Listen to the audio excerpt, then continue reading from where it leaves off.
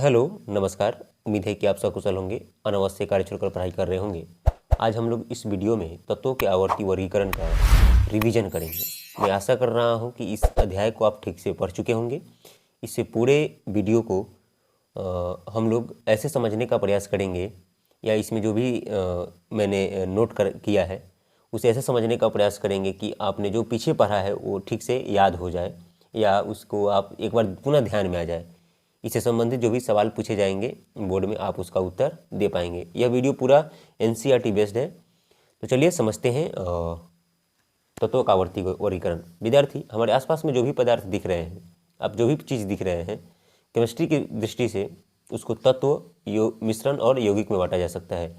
हमारे आसपास के पदार्थ तत्व, मिश्रण और यौगिक के रूप में उपस्थित रहते हैं। तत्व क्या होता है? तो ऐसे पदार्थ जो एक ही प्रकार के अणुओं से मिलकर बने होते हैं तत्व कहलाते हैं, जैसे सोडियम और मैग्नीशियम। एग्जाम में आएगा तो तत्व क्या है? तो ऐसे पदार्थ जो केवल एक ही पदार्थ के या एक ही प्रकार के अणुओं से बने होते हैं, जिसे किसी भी रासायनिक या भौतिक प्रक्रिया द्वारा दो या दो से अधिक पदार्थों में विभाजित नहीं किया जा सकता है, तत्व कहलाता है। अभी तक 118 तत्व खोजे जा चुके हैं एनसीईआरटी के अनुसार, याद रखेंगे आप। अब देखिए, इसमें हम लोग क्या करेंगे, वर्गीकरण की आवश्यकता क्यों हुई, हम लोग तत्वों को अलग अलग वर्गों में बांटकर क्यों रखें, इसका क्या महत्व है। सबसे पहले प्रयास डबराइनर ने किया था, न्यूलैंड्स ने किया था, मेंडलीफ ने किया, फिर मोसले किया। इन तमाम बातों को सीखेंगे। आधुनिक आवर्त सारणी को हम लोग समूह में आवर्त में बांटे हैं। फिर आधुनिक आवर्त सारणी में परमाणु त्रिज्या क्या संबंध है, या परमाणु साइज, संयोजकता, अधात्विक गुणधर्म, ये भी समझेंगे। तो चलिए, आप समझ गए। अब देखो, अलग अलग तत्वों को क्यों बांटा गया, तो इसके पीछे कारण क्या है कि तत्वों को सुव्यवस्थित ढंग से पढ़ने के लिए तथा उसके अध्ययन के आसान करने हेतु तत्वों को क्या किया गया, वर्गीकृत किया गया। मतलब एक समूह, जैसे मान लें बहुत सारा समूह है ऐसे, तो एक ही समूह में एक ही गुणधर्म वाले तत्वों को रखा गया, क्योंकि आसानी से उसे खोजा जा सके, या उस प्रकार कोई अन्य तत्व मिलता है तो उसमें शामिल किया जा सके। चलिए आगे देखते हैं। अब सबसे पहले प्रयास कौन किया था तत्वों को वर्गीकृत करने के लिए या बांटने के लिए, तो उसका नाम था डोबेराइनर। क्या नाम था? डोबेराइनर। डोबेराइनर ने क्या कहा था कि जब तत्वों को उनके बढ़ते हुए परमाणु भार के अनुसार, या परमाणु द्रव्यमान, दोनों सही है, जब तत्वों को उनके बढ़ते हुए परमाणु भार के अनुसार क्रमवार लगाया जाए तो 3 तत्वों के समूह प्राप्त होते हैं, जिन्हें त्रिक कहा जाता है। उन्होंने कहा था कि यदि तीन तत्वों को उनके परमाणु द्रव्यमान के बढ़ते हुए क्रम में सजाया जाए तो क्या प्राप्त होता है, तो तीनों तत्वों के समूह प्राप्त होते हैं, जैसे उसे त्रिक कहते हैं। एक और बात ध्यान में रखेंगे, जैसे मैंने एक तत्व, दो तत्व और 3 तत्व इस तरह से लाइन में सजा दिया, तो डोबराइनर साहब ने कहा था ना कि ये जो तत्वों का परमाणु द्रव्यमान का औसत, मतलब इसका औसत, इस दोनों को जोड़ दो और जो इसका औसत आएगा वो बीच वाले का क्या होगा, बराबर होगा। बीच वाले का क्या होगा, बराबर होगा। यही बात उसने कहा था कि त्रिक के मध्य तत्वों का परमाणु भार अन्य दो तत्वों के परमाणु भार के माध्य होता है, यानी औसत होता है। आपको कुछ नहीं समझ आया तो फिर समझिए। डोबराइनर ने यह कहा था कि यदि 3 समान गुणधर्म वाले तत्वों को उनके परमाणु द्रव्यमान के बढ़ते हुए क्रम में सजाया जाए तो बीच वाले तत्वों का परमाणु द्रव्यमान शेष 2 तत्वों के परमाणु द्रव्यमान के औसत की क्या होता है, बराबर होता है। ठीक है, इस दोनों का औसत, जैसे यहाँ पे एक मैं एग्जांपल दे रहा हूँ, लिनाक। याद क्या रखेंगे आप, इस एग्जाम में पूछेगा डोबराइनर का त्रिक क्या बताइए, तो आप याद बताएंगे लिनाक। क्या बताएंगे, लिनाक। लिथियम, सोडियम और पोटेशियम। अब देखो, इसका परमाणु द्रव्यमान कितना होता है, 7। इसका कितना होता है, इसका आपका हो जाएगा कितना, 19 है ना, 19 दूना और 30 और 30 39 हो जाएगा, एक बढ़ा देंगे 39। अब इस दोनों का आप जोड़ो, 39 और 7 कितना हो जाएगा, 46। औसत निकालो तो कितना आ जाएगा, 23 आ रहा है ना, 23 किसका परमाणु द्रव्यमान है, तो सोडियम का। याद रखेंगे, तो इसका पहला एक ग्रुप आप याद रख सकते हैं त्रिक का। डोबराइनर का त्रिक क्या है, तो लिनाक, लिथियम, सोडियम, पोटेशियम। और उसकी सीमाएं क्या है, अब एग्जाम में भी आपसे पूछा जाएगा डोबराइनर के त्रिक की सीमाएं क्या है, तो उस समय ज्ञात तत्वों को केवल 3 ही त्रिक प्राप्त हो सका। ठीक है, इससे ज़्यादा नहीं, 1 2 3 तक ही प्राप्त हुआ है, इससे ज़्यादा प्राप्त नहीं हो सका। ठीक है, तो उम्मीद है कि आप ये समझ गए होंगे। डोबराइनर का सबसे पहले ये भी आपसे एग्जाम में पूछा जा सकता है कि ट्रिक किसने दिया, तो डोबराइनर ने दिया। ठीक है, किस प्रकार से सजाया है तो भी आपको मैंने बता दिया। आगे देखिए, इसके बाद ये तो हुआ डोबराइनर का काम खत्म, क्योंकि इन्होंने मात्र 20 तक तो 3 ही ट्रिक प्राप्त हो सका, बहुत सारे तत्व खोजे गए। तो अब इसके बाद आते हैं न्यूलैंड साहब, इन्होंने अष्टक सिद्धांत दिया। अब इन्होंने क्या कहा अष्टक सिद्धांत में कि न्यूलैंड्स ने तत्वों को बढ़ते परमाणु भार के क्रम में व्यवस्थित किया तो पाया कि प्रत्येक 8वें तत्वों का गुण पहले तत्वों के गुण के समान है। या बोल सकते हो कि न्यूलैंड्स ने तत्वों को बढ़ते परमाणु भार के क्रम में इस प्रकार व्यवस्थित किया कि प्रत्येक 8वें तत्वों का गुण पहले तत्वों के गुण के क्या थे, समान है। इसकी तुलना संगीत के अष्टक से की गई, इसलिए इसे अष्टक सिद्धांत भी कहा जाता है। उदाहरण के लिथियम सोडियम धातु के क्या है, समान है। लिथियम सोडियम धातु के क्या है, समान है। लिथियम सोडियम धातु के गुण के समान है, दोनों सही है। इसकी सीमा क्या है, न्यूलैंड्स की अष्टक का सीमा एग्जाम में पूछा जाता है। न्यूलैंड्स की अष्टक सीमा, यह नियम केवल कैल्शियम तक ही लागू हो पाया या केवल हल्के तत्वों तक ही लागू हो पाया, 20 के बाद ये लागू नहीं हो पाया। नए तत्वों के गुण इसकी सारणी से मेल नहीं खाता। जो नया तत्व खोजा गया तो इसमें जो गुण बनाया गया उसका इसमें शामिल नहीं हो सका। सारणी में तत्वों को समंजित करने के लिए न केवल 2 तत्वों को एक साथ रख दिया गया बल्कि असमान तत्वों, कभी कभी इन्होंने क्या किया ना, एक साथ 2 तत्वों को रख दिया, एक ही स्थान में रख दिया, जो ये गलत है। ठीक है, तो ये भी इनकी ये गलती है। अब इसमें ये था lithium sodium beryllium boron carbon nitrogen oxygen, इस प्रकार से सारे गामा पा धा नी सा से, और फिर सारे गामा पा धा नी सा, फिर लास्ट में सा आ जाता है। ठीक है ना, उसी प्रकार सा से स्टार्ट होता है फिर सार में आता है। इसी प्रकार इन्होंने तत्व व्यवस्थित किया था। आगे देखिए, इस प्रकार से है। अब मेंडलीव की आवर्त सारणी, अभी आपने 3 याद रखिएगा, लाइन से इस तरह लिख के याद करिए। डबराइनर फिर न्यूलैंड्स, ये दोनों फेल हो गए, तब कौन आते हैं, मेंडलीव साहब आते हैं। मेंडलीव साहब आते हैं, इन्होंने क्या किया, तत्वों के भौतिक एवं रासायनिक गुणधर्म इनके परमाणु द्रव्यमान के आवर्त फलन होते हैं। उन्होंने क्या कहा, अगर आप किसी तत्व का परमाणु द्रव्यमान ज्ञात कर सकते हैं, क्या ज्ञात कर सकते हैं, आप केवल परमाणु द्रव्यमान को जान सकते हैं, तो आप उसके रासायनिक गुण और भौतिक गुण दोनों को समझ पाएंगे। ये बात किसने कहा था, मेंडलीव ने कहा था। मेंडलीव ने क्या कहा कि अगर आप किसी तत्व के परमाणु द्रव्यमान के बारे में जान गए तो आप समझिए कि उसके भौतिक और रासायनिक गुण को समझ गए। इसीलिए इन्होंने नियम क्या दिया कि तत्वों के भौतिक और रासायनिक गुणधर्म उनके परमाणु द्रव्यमान के आवर्त फलन होते हैं। फलन होने का मतलब उस पर निर्भर करता है। मेंडलीव की आवर्त सारणी तत्वों के रासायनिक गुणधर्मों पर आधारित है। ये इंपॉर्टेंट है, इसे नोट ही कर लीजिए, याद रखिएगा। इसमें 8 ऊर्ध्वाधर स्तंभ जिन्हें समूह कहते हैं और 6 क्षैतिज पंक्ति, एग्जाम में आपसे पूछा जाएगा कि कितना स्तंभ होते हैं और कितनी पंक्तियां होती हैं, जिन्हें हम क्या कहते हैं, आवर्त कहते हैं। ठीक है, आगे देखिए, तो याद रहेगा विद्यार्थी ये कि मेंडलीव की आवर्त सारणी में ऊर्ध्वाधर स्तंभों की संख्या कितनी है, 8 है, और क्षैतिज कतारों की संख्या कितनी है, 6 है। मेंडलीव की आवर्त सारणी की उपलब्धि, इसकी क्या विशेषता है, तो अज्ञात तत्वों के लिए उन्हें रिक्त स्थान छोड़ दिया। इन्होंने बहुत अच्छा एक काम किया कि इन्होंने जो आवर्त सारणी सी बनाई थी तो बहुत सारा ऐसा स्पेस छोड़ दिया था कि इन फ्यूचर जो एलिमेंट खोजे जाएंगे तो इसमें भर दिए जाएंगे। अज्ञात तत्वों के लिए रिक्त स्थान छोड़ेंगे, जैसे स्कैंडियम, गैलियम तथा जर्मेनियम। समान गुणधर्म वाले तत्वों को एक साथ स्थान मिल गया। पिछली व्यवस्था को छेड़े बिना ही अक्रिय गैसों का पता लगने में अलग समूह में रखा जा सकता था। इन्होंने एक दूरदर्शिता का परिचय दिया कि आगामी आने वाले कुछ वर्षों में अगर नए तत्व खोजे जाएंगे तो एक अलग से जगह बनाने की जरूरत नहीं होगी। इन्होंने स्पेस उसमें दे दिया था। साथ ही साथ जब अक्रिय गैस खोजा गया तो उसके लिए एक अलग वर्ग बना दिया गया। आसानी से मेंडलीव की आवर्त सारणी में अक्रिय तत्वों को शामिल कर दिया गया। ठीक है, अब इनकी सीमाएं क्या है विद्यार्थी, तो आप याद ही रखेंगे। हाइड्रोजन का स्थान निश्चित नहीं है, कुछ तत्वों का परमाणु द्रव्यमानों के अनुसार अनुचित क्रम है। मतलब इन्होंने कहा था कि परमाणु द्रव्यमान के बढ़ते हुए क्रम में सजाएंगे।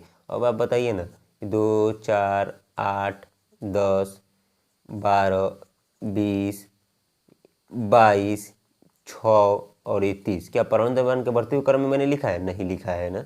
तो कहीं कहीं इस प्रकार के मिस्टेक मेंडलीव साहब से हुआ है। ठीक है ना, कुछ तत्वों के परमाणु द्रव्यमानों के अनुसार अनुचित क्रम है, मतलब इधर उधर हो गया है। और लेकिन इन्होंने एक बहुत अच्छा प्रयास किया, यही आगे चलकर क्या बोल सकते हैं, एक पीरियोडिक टेबल का नया रूप मिला। इन्हीं से समझ लीजिए शुरुआत हुआ है। अब देखिए आगे क्या हो रहा है।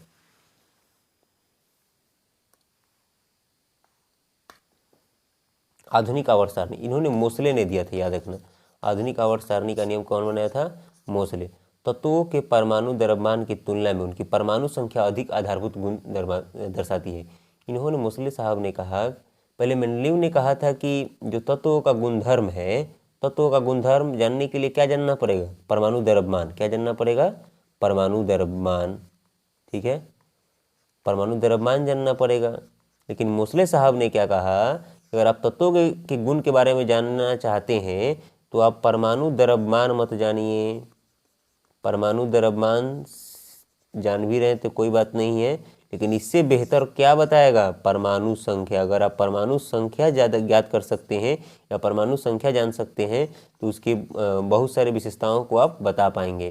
ठीक है, तो तत्वों के परमाणु द्रव्यमान की तुलना में परमाणु संख्या अधिक आधारभूत गुणधर्म है, मतलब ये भी गुण दिखाता है, परमाणु द्रव्यमान भी गुण दिखाता है, लेकिन उससे ज़्यादा कौन दिखाता है, परमाणु संख्या दिखाता है। इसलिए आधुनिक आवर्त नियम या मोसले का नियम क्या है, तत्वों के गुणधर्म उनकी परमाणु संख्या का आवर्त फलन होते हैं, मतलब परमाणु संख्या का पर उसके गुण निर्भर करते हैं। आवर्त फलन का मतलब हुआ निर्भर करना, तो याद रखेंगे आप। आधुनिक आवर्त नियम क्या है, तो तत्वों के गुणधर्म उनकी परमाणु संख्या का आवर्त फलन होते हैं। अब ये तत्व है, इधर क्या है जी, इधर है आपका धातु, इधर क्या है धातु, इधर क्या है अधातु। यहाँ से एक लाइंस के द्वारा क्या किया गया, धातु और अधातु को अलग कर दिया गया है। ठीक है, ये लेंथेनाइट इसी में शामिल है, ये दोनों हिस्सा में से निकाला गया है ये हिस्सा। ठीक है, ये धातु, उपधातु और अधातु। ठीक है, उपधातु द्वारा धातु और अधातु को अलग अलग किया गया है। ये MPT है, MPT इसको बोलते हैं modern periodic table. Modern periodic table किसने बताया है जी, मोसले ने बताया है। ठीक है, तो अभी तक मैंने आपको 4 नाम बता दिया, याद रखिएगा 4 नाम, डोबेराइनर, ठीक है, फिर न्यूलैंड्स, फिर कौन है राहुल, मेंडलीव है, फिर कौन है, फिर आपका एक है मोसले। तो इन चारों नामों को याद रखेंगे। इस तरह से अगर लिख के याद करते हैं तो आसानी से याद हो जाएगा। आगे देखिए, मेंडलीव की आवर्त सारणी के दोष, मेंडलीव की आवर्त सारणी के दोष और आधुनिक, मतलब ये है कि मेंडलीव की आवर्त सारणी में जो दोष था उसको आधुनिक आवर्त सारणी ने कैसे दूर किया। अब आवर्त सारणी द्वारा दूर हो गए, देखिए कैसे, समस्थानिकों की स्थिति स्पष्ट कर दी गई। मेंडलीव की आवर्त सारणी में समस्थानिक नहीं था। परमाणु संख्या वाले तत्व एक स्थान पर समूह में रखा गया समस्थानिकों में। कोबाल्ट जिसकी परमाणु संख्या 27 है वह निकेल 28 से पहले आ गया। परमाणु संख्या सदैव पूर्ण संख्या होती है, तो हाइड्रोजन एवं हीलियम के बीच कोई तत्व नहीं आएगा। ठीक है, परमाणु संख्या हम डेसिमल में नहीं होता है, याद रखेंगे आप, परमाणु संख्या डेसिमल में नहीं होता है। ठीक है, मतलब ये पॉइंट में ऐसा नहीं आएगा परमाणु संख्या 4.2, ऐसा नहीं होता है। ठीक है, परमाणु संख्या को Z से निरूपित किया जाता है। परमाणु संख्या अणु के केंद्र में पाए जाने वाले प्रोटॉन की संख्या के बराबर होता है। इसमें भी बताया गया है कि जो परमाणु संख्या, अगर किस तत्व का परमाणु संख्या 10 है तो उसमें प्रोटॉन भी कितना होगा, 10 होगा, इलेक्ट्रॉन भी कितना होगा, 10 होगा। इस तरह से आप याद रख सकते हैं E बराबर P बराबर Z। अगर कोई तत्व है, ठीक है, इसके बीच में नाभिक है, इसमें क्या होता है, प्रोटॉन और न्यूट्रॉन, इसके चारों तरफ क्या होता है, इलेक्ट्रॉन चक्कर लगाते रहता है। याद रखेंगे आप, जितना प्रोटॉन होगा उतना ही न्यूट्रॉन होता है, उतना ही क्या होता है, नहीं गलत, जितना इलेक्ट्रॉन होगा उतना ही क्या होगा, प्रोटॉन होगा, उतना ही क्या होगी, परमाणु संख्या होगी। ठीक है, याद रखना। इस तरह से आप बोल सकते हो कोई तत्व की परमाणु संख्या 11 है तो उसमें प्रोटॉन कितना होगा, 11, इलेक्ट्रॉन कितना होगा, 11। आधुनिक आवर्त सारणी में 18 उधर, ये याद रख लेना, ये जरूर याद कर लेना। आधुनिक आवर्त सारणी में 18 ऊर्ध्व स्तंभ और जिन्हें समूह कहा जाता है, और 7 क्षैतिज पंक्तियाँ जिन्हें आवर्त कहा जाता है। तो आवर्त कितनी है, 7, और उधर स्तंभ कितने हैं जी, 18 है, जिसे हम समूह कहते हैं। ये भी पूछा जाएगा, समूह कितना है, 18, और क्षैतिज पंक्तियाँ कितनी है, 7, जिसे आवर्त कहते हैं। आवर्त कितना है, 7, और समूह कितना है, 18। किसी भी आवर्त में पाए जाने वाले सभी तत्वों के कोषों की संख्या क्या होती है, समान है। अगर कोई आवर्त में जितने सारे तत्व होगा उसमें जितने सारे इलेक्ट्रॉन आएंगे, सभी में कोषों की संख्या क्या होती है, समान। जैसे KLMNO ये होगा, अगर एक तत्व का 3 आया है तो फिर अगला तत्व का क्या होगा, KLMN ही होगा। ठीक है, आगे देखिए, एक समूह के सभी तत्वों के संयोजी इलेक्ट्रॉनों की संख्या, तो यहाँ पर देखेंगे एक समूह के सभी तत्वों में संयोजी इलेक्ट्रॉनों की संख्या समान होती है। तो ये सब एक ही समूह के तत्व हैं। आप अगर आपके पास पीरियोडिक टेबल है तो निकाल के देखिए, ये तत्व एक ही समूह के है। तो इसकी भी आयतन कक्षा में 1 है, इसका भी 1 है और इसका भी 1 है। ठीक है, तो सभी तत्वों के संयोजी इलेक्ट्रॉनों की संख्या 1 समान है। समूह में नीचे आने पर कोषों की संख्या क्या हो जाती है, बढ़ती जाती है। मतलब ये समूह 18 है ना, तो अगर आप नीचे आइएगा तो ऊपर वाले में कोष 1 है तो नीचे वाले में कोष कितना हो जाएगा, 2, तीसरे में कोष कितना हो जाएगा 3, चौथा में कोष कितना हो जाएगा 4। इस प्रकार से कोष का मतलब यहाँ K, L, M, N इस प्रकार से है, ठीक है ना। तो किसी विशेष आवर्त में पाए जाने वाले तत्वों की संख्या इस बात पर निर्भर करती है कि किस प्रकार इलेक्ट्रॉन विभिन्न कोषों में भरे जाते हैं, ठीक है। विभिन्न कोषों में भरे जाने वाले इलेक्ट्रॉनों की संख्या के आधार पर आवर्त की संख्या बता सकते हैं आप।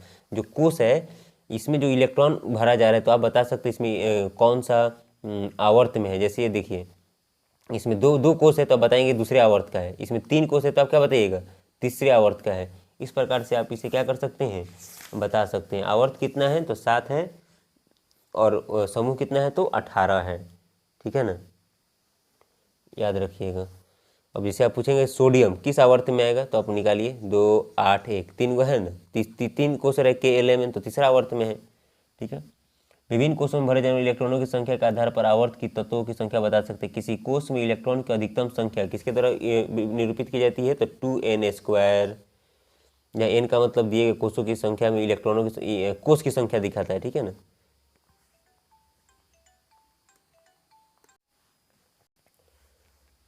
आप यहाँ पे एग्जाम्पल के थ्रू समझ सकते हैं। या देखिए L में है तो 2, तो इसमें 8 इलेक्ट्रॉन प्रथम 8 तत्व प्रथम आवर्त में 2 तत्व हैं। इस प्रकार से आप ये जान सकते हैं, ठीक है।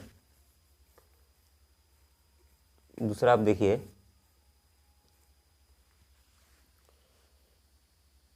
यानी प्रथम आवर्त में कितना तत्व है 2। आप देखिए पीरियोडिक टेबल, प्रथम में कितना 2 तत्व है, दूसरा में कितना है 8 है, क्योंकि दूसरा में कितना इलेक्ट्रॉन आता है 8 इलेक्ट्रॉन आ जाता है, ठीक है ना। आवर्त सारणी में तत्वों की स्थिति उसकी रासायनिक क्रियाशीलता को बताती है। संयोजकता इलेक्ट्रॉन द्वारा तत्वों द्वारा निर्मित आबंध का प्रारूप संख्या निर्धारित, मतलब इससे सब चीज़ इसी पर निर्भर कर रहा है। इसी के थ्रू आप जान सकते हैं अधिकांश इनके गुणधर्मों के बारे में, ठीक है। आगे देखिए आधुनिक आवर्त सारणी की प्रवृत्ति। तो हम संयोजकता को यहाँ गुण भी आप कह सकते हैं, ये भी चलेगा। संयोजकता को देखिए, जब तत्व रासायनिक यौगिक बनाता है तो दूसरे परमाणु के साथ तत्व के संयोजक क्षमता को संयोजकता कहते हैं। ये परिभाषा हो गया यहाँ। अथवा बाह्यतम कोष को पूरा करने के लिए तत्वों के जितना इलेक्ट्रॉन लेना हो, देना हो या साझा करना हो, जितना जरूरत पड़ता है वही क्या कहलाता है तत्वों की संयोजकता कहलाती है। यही अच्छा परिभाषा है कि बाह्यतम कोष को पूरा करने के लिए एक तत्व के जितनी इलेक्ट्रॉन लेने, देने या साझा करने की जरूरत होती है उस तत्व की संयोजकता कहलाती है। एग्जाम्पल समझ लीजिए, सोडियम K, L, M, 2, 8, 1, ठीक है। तो इसकी संयोजकता कितनी हो जाएगी 1 हो जाएगी, क्योंकि अस्थायी होने के लिए इसके बाह्यतम कक्षा में कितना इलेक्ट्रॉन होना चाहिए 8 होना चाहिए, नहीं तो 2 होना चाहिए। तो 1 हटा देंगे तो कितना हो जाएगा 8 हो जाएगा, तो आराम से संयोजी हो जाएगा, या क्या बोल सकते हो आप, ये संतुष्ट हो पाएगा, ठीक है। तो इसकी संयोजकता कितनी हो जाएगी 1 हो जाएगी। आप यहाँ देख सकते हैं इसकी संयोजकता 1 है और 2 है, 3 है, 4 है, 3 है, 2, 1 एल्युमिनियम का, ये हो जाएगा क्लोरीन का 1, ठीक है। इसका है, ये एल्युमिनियम नहीं है विद्यार्थी, इसका हो जाएगा 0, ठीक है। जिसके बाह्यतम कक्षा में 2, 4, 8 होता है तो उसकी संयोजकता कितनी हो जाती है जनरली 0 हो जाता है, ठीक है। और वो अक्रिय हो जाता है, आर्गन इसे आप कह सकते हैं। AR का मतलब आर्गन है, ठीक है। एल्युमिनियम Al होता है, ठीक है। यहाँ है परमाणु साइज से परमाणु त्रिज्या का पता चलता है। एक परमाणु के केंद्र से बाह्यतम कोष की दूरी ही परमाणु त्रिज्या या परमाणु साइज है, ठीक है।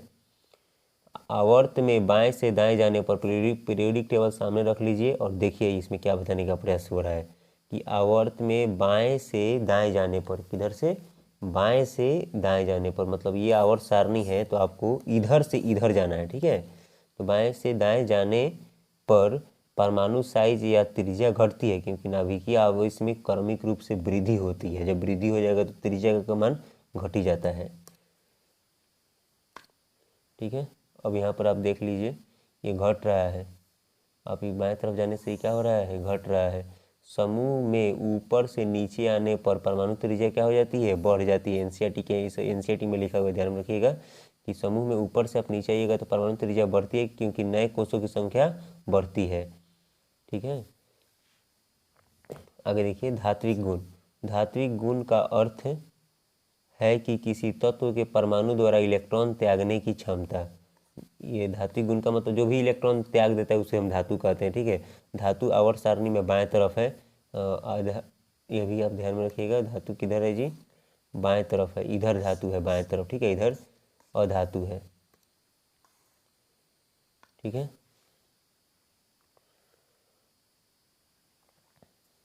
ठीक है, ये हो गया। धातु इलेक्ट्रॉन खोते और धनात्मक आयन बनाते हैं, तो धातु वैद्युत धनात्मक तत्व है। धातु को वैद्युत धनात्मक क्यों कहा जाता है? क्योंकि वो इलेक्ट्रॉन को त्यागेगा, जो इलेक्ट्रॉन को त्यागता है उसे हम क्या बोलते हैं? धातु बोलते हैं। आगे देखिए, समूह में ऊपर से नीचे आने पर धात्विक गुण बढ़ता है। समूह में कहाँ से? ऊपर से नीचे आने पर, मतलब नीचे अधिकांश क्या होता है? धातु वाला तत्व होता है, ठीक है। क्योंकि संयोजकता इलेक्ट्रॉनों पर नाभिकीय आवेश घटता है, जिससे बाहरी इलेक्ट्रॉन सुगम आसानी से निकल पाता है। मतलब नीचे वाला जो तत्व होते हैं उसमें से आसानी से इलेक्ट्रॉन बाहर निकल पाता है। और आपको मालूम है कि धातु से इलेक्ट्रॉन आसानी से बाहर निकल जाता है। आगे देखिए, अधातुएं विद्युत ऋणात्मक होती है, मतलब ये इलेक्ट्रॉन को लेती है, ठीक है। अधातुएं आवर्त सारणी में दाईं ओर है, याद रखेंगे आप, ये बहुत इंपॉर्टेंट है विद्यार्थी, ठीक है, बहुत इंपॉर्टेंट है। जो लड़का नोट्स वगैरह का महत्व समझता होगा वो इस वीडियो का महत्व समझ पाएगा, ठीक है। या जिसको भूख लगी है केमिस्ट्री की या अच्छा करने की, वो इस वीडियो को या इस प्रकार का नॉलेज को महत्व समझ पाएगा, ठीक है। चाहे वो कहीं से भी आप ले सकते हैं, ये बहुत इंपॉर्टेंट है। अधातुएं आवर्त सारणी में दाएं ओर पाई जाती है। आवर्त में बाएं से दाएं जाने पर आधात्विक गुण बढ़ता है, क्योंकि प्रभावी नाभिकीय आवेश के कारण बढ़ने से इलेक्ट्रॉन ग्रहण करने की प्रवृत्ति बढ़ जाती है। जब भी इलेक्ट्रॉन ग्रहण करने की प्रवृत्ति बढ़ेगी, फिर से जब भी इलेक्ट्रॉन ग्रहण करने की प्रवृत्ति बढ़ेगी, समझ लेना वह अधातु है। समूह में ऊपर से नीचे आने पर अधात्विक गुण कम होता है, क्योंकि समूह में ऊपर से नीचे आने पर धात्विक गुण बढ़ जाता है, ठीक है। आगे देखेंगे, आवर्त सारणी के मध्य में उपधातु या अर्धातु पाई जाती है। ये कुछ धातुओं के साथ भी कुछ अधातुओं के, मतलब ये यहाँ इसमें बताने का प्रयास हुआ है ना कि बीच में उपधातु पाया जाता है या अर्धातु बोलते हैं। इसका मतलब यह हुआ कि उपधातु धातु के थोड़ा सा धातु या थोड़ा उपधातु अधातु के जैसा गुण दिखाता है। धातुक ऑक्साइड क्षारीय होते हैं, तो मैंने बहुत बार बताया कि धातुक ऑक्साइड क्या होती है? क्षारीय, जबकि अधातुक ऑक्साइड क्या होते हैं? अम्लीय। इसे याद रखना, ठीक है ना। और मैं आपको याद होगा, आपको बताया था अम्ल क्षार लवण में कि अगर आपको एक छोटा सा ये काट लेता है, क्या बोलते हैं वो, तो नहीं, जिसे हम लोग समाज में हाडा बोलते हैं, जो पीला रंग का होता है, अगर वो आपको काट लेता है तो वो आपके शरीर में क्या कर देता है? ये छोड़ देता है, एसिड छोड़ देता है, अम्ल छोड़ देता है, अम्ल। तो इसके बाद लोग क्या करते हैं? उसे लोहा उसके ऊपर सटाता है, लोहा भिगा कर लोहा सटाता है। ऐसा क्यों करता है? क्योंकि आपके अंदर तो एसिड छोड़ दिया है वो, ठीक है, और आप लोहा सटाइएगा तो यहाँ पर लोहा में क्या है? क्षार है। लोहा में क्या है? क्षार है। और इसमें क्या एसिड है और या अम्ल है, तो क्षार और अम्ल मिल जाएगा तो क्या हो जाएगा? उदासीन। इसीलिए जब हाडा काटते हैं ना, तो हाथ में क्या लगा दिया जाता है? लोहा रह जाए, तो भीगा कर सटाइएगा तो ज़्यादा प्रभावी रहेगा। तो इसे याद रखिएगा कि धातुक ऑक्साइड क्या होते हैं? क्षारीय, लेकिन अधातुक ऑक्साइड क्या होते हैं? अम्लीय होता है, ठीक है। आगे देखिए, इस चार्ट तो याद रखेंगे आप। इस चार्ट को स्क्रीनशॉट ले लीजिए, हटा देने यहाँ से स्क्रीनशॉट ले लीजिए, इसे बार बार देखते रहिएगा। अब देखिए गुण, परमाणु साइज, आवर्त में परिवर्तन, कारण और समूह में परिवर्तन और ये कारण। इसका मतलब क्या हुआ जरा समझ लीजिए, ठीक है। बहुत इंपॉर्टेंट है विद्यार्थी ये। एक मिनट, अब देखिए, कम होते जाता है आवर्त में परिवर्तन होने से परमाणु साइज। इसका पीछे कारण क्या है कि प्रभावी नाभिकीय आवेश बढ़ जाता है, जिसमें नाभिक एवं इलेक्ट्रॉन के बीच परस्पर आकर्षण बढ़ता है, फलस्वरूप नाभिक की दूरी घट जाती है, ठीक है ना। उसी प्रकार ये परमाणु साइज है। धात्विक गुण क्या हो जाता है? कम होते जाता है, और अधात्विक गुण क्या होते जाता है? बढ़ते जाता है, ठीक है ना। इसके पीछे ये आप इसे जो भी मैंने पीछे ये पढ़ाया है ना, अभी जो इसके गुण को लेकर, वही एक चार्ट के रूप में दिखाने का प्रयास हुआ है। बहुत बहुत धन्यवाद।